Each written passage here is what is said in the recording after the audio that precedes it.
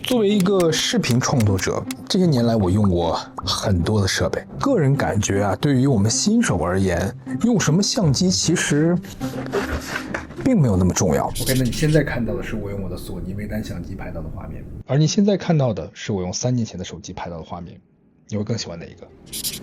所以问题出在收声上。总而言之，就是真的挺让人抓狂的。所以今天我们一起来看一看这台新出的 DJI Mic Mini 是不是能解决创作者，尤其是新手创作者们常遇到的一些痛点。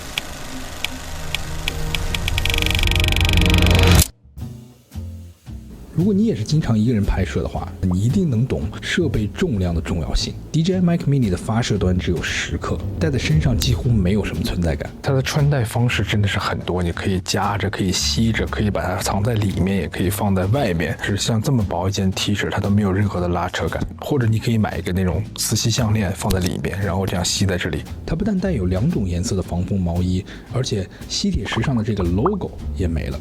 把麦克风戴在胸口这个位置的好处是在你扭头的时候，它依然可以收到这附近的音，就是比较均匀吧。总而言之，我更喜欢这种比较隐形的感觉，显得更专业一点。当然还有很多其他的玩法，有的人把它夹在眼镜上，夹在帽檐上，这样看起来很酷吗？ I don't think so。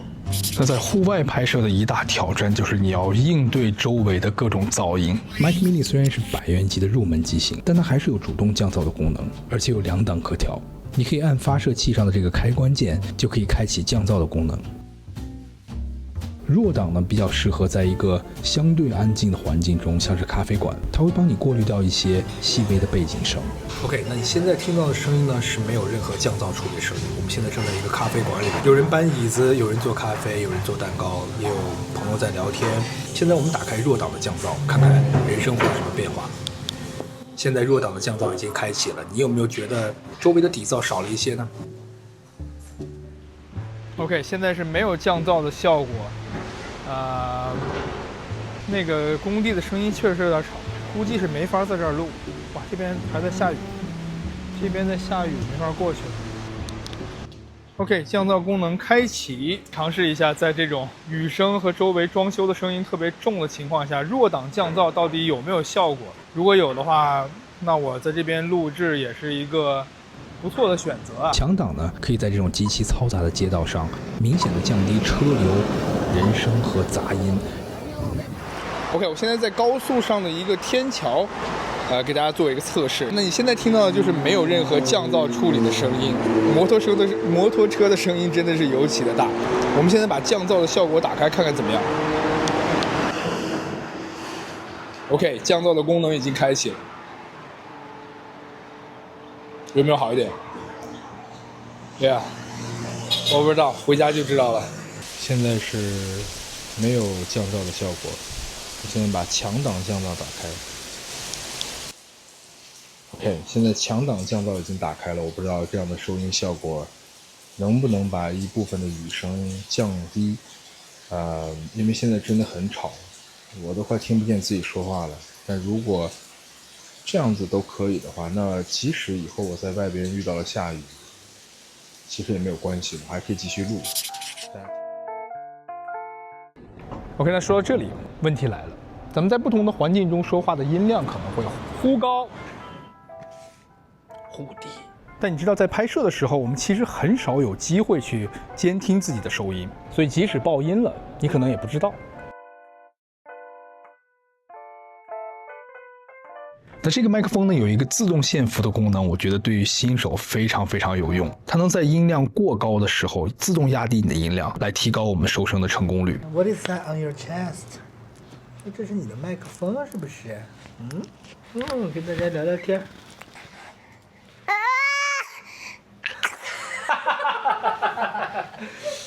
好大一个喷嚏啊！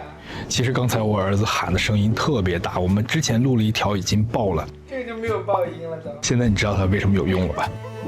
那如果你还是不放心的话，你可以开启安全音轨的功能，这样第二音轨就会自动被降低6个分贝。当然这样做的缺点就是你需要做一些后期的处理，不如自动防爆音，你就完全不用管就 OK 了。别忘了 Mic Mini 也一样支持单声道和立体声，你只要双击接收器这里的配对键就能够切换。带着一堆设备出门拍摄其实是一个很繁琐的事情，因为收纳真的是一个很头疼的问题。相比前2代来说 ，Mac Mini 的充电盒真的是更轻更小了，但最主要的是它似乎还更能装了。现在防风毛套就这么着直接放到里边，这样，然后你就直接关上就 OK 了。那根3.5毫米的线也能放在这里边，真的是一体化的收纳。虽然 DJI 给的这个包很好看，我还是拿它放别的东西好了。对于一款麦克风来说，音质才是大家最关心的问题。我也非常想知道这款100元级别的麦克风到底能不能打。那现在给大家听一下，在户外一个相对比较安静的环境下录制的声音的效果啊，我没有用任何的降噪处理，麦克风就在我的胸前，大家听一下这样的一个音效是不是你想要的 ？OK， 那现在我们来看一下在室内的收音效果是不是你想要的那种。我把它藏到了衣服的这个位置，侧面还是可以看得到。当然这是没有开启降噪的功能。这个办公室还是比较的开阔啊，还是有一些风扇的声音可以听到。那你可以听听看这样的一个效果是不是你想要的。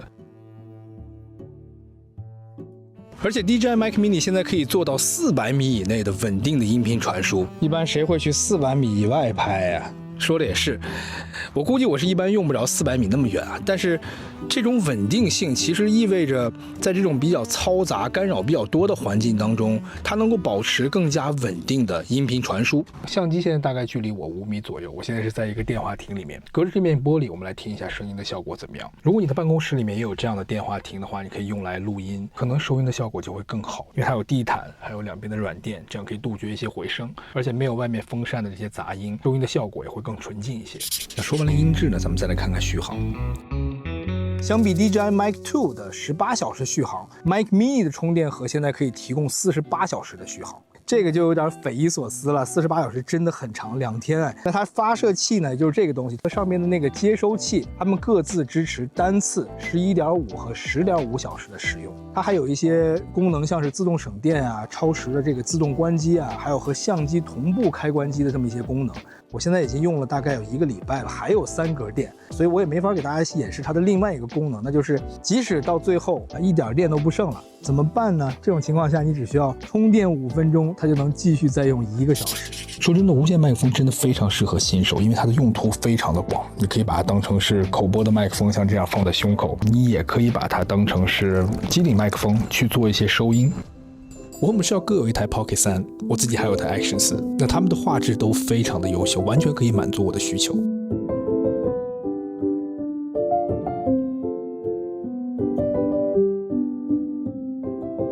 而且在大疆 Osmo Audio 生态的加持之下，它们都可以快速直连 Mac Mini 的发射器，所以除了可以获得原声级的音质之外，最主要还是方便吧。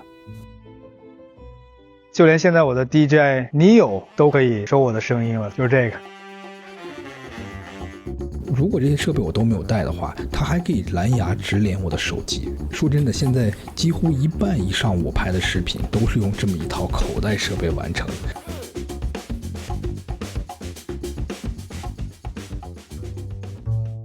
当然啊，说了这么多，任何的产品其实都有改进的空间。首先啊 ，Mac Mini 并不像上一代 Mac 2那样有8G 的内存可以当录音笔来用啊，它也没有32比特的这个浮点录制的功能。Mac 2接收器上的这个触屏啊，它也没有，你需要通过接收器上的这个转轮或者是Mimo App 来调整具体的参数。不过它也确实因此而轻小了很多。哦，还有像我平常经常会用到的这个 DJI 小蜜蜂 Mac Mini 也用不了。好在 Mac Mini 的隐藏性真的是很强。哎，麦克风放在里边，磁铁吸上，这样就完全看不出来了，是不是？考虑到它的轻便性和它一体化的设计，还有它的质感，还有这个非常非常友好的预算，我还是会给这个 Mac Mini 一个大大的赞。我个人感觉，对于新手来说，麦克风真的非常的关键，不是说你买特别贵的那种就一定非常适合你。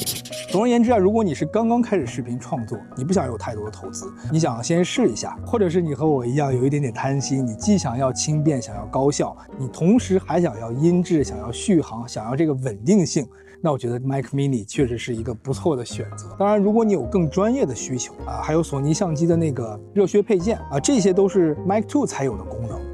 哦，对了，说到索尼相机的热靴配件，我觉得大疆也可以给 Mic Mini 做一个，因为应该没有什么难度吧？你已经给 Mic 2做了，为什么不给 Mic Mini 也做一个呢？ OK， 那希望这次的评测能让你了解 Mic Mini 更多一些，希望大家都能找到适合自己的设备，开开心心、快快乐乐的创作。那今天视频就到这里，如果你喜欢这类型的评测视频呢，欢迎给我点赞，也关注我的频道。我们下期视频再见，拜拜。